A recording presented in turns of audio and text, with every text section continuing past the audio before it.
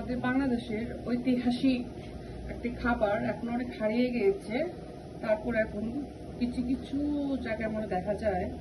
তো আমি সেই বুলবুলা বানাইছি ছোটবেলায়, এই যে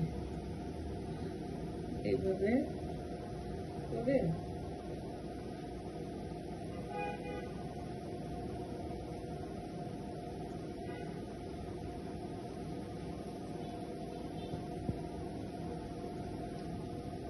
এটা চায়ের সাথে বিকালে নাস্তা হিসাবে অনেক ভালো লাগবে এই খাবারটা, অনেক স্বাদ। এটা সবচেয়ে ভালো হয় লাল আটা দিয়ে যদি বানান আপনি, কিচ্ছু না কিন্তু জানেন, লাল আটা, একটু কালি জিরা, একটু বেকিং সোডা আর একটু বেকিং পাউডার। বেকিং পাউডার আর সোডাটা কিন্তু আলাদা, ঠিক আছে?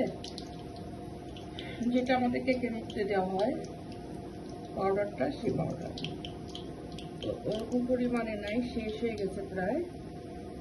তা আমি আমার মেয়েকে বললাম তুমি একটু ভিডিও করো তো। একটু আগে একটা বানাইছি, প্রথম খোলা এটা বানাইছে, এটার পর এখন আবার এটা দিলাম। একদিন আবার ভালো করে ভিডিও পুরোটা কিভাবে এটা বানাতে হয়, মিক্সটা কিভাবে করতে হয়, এটা আপনাদের একটু দেখাবো। খুব স্বাদ হয় জানেন এটা।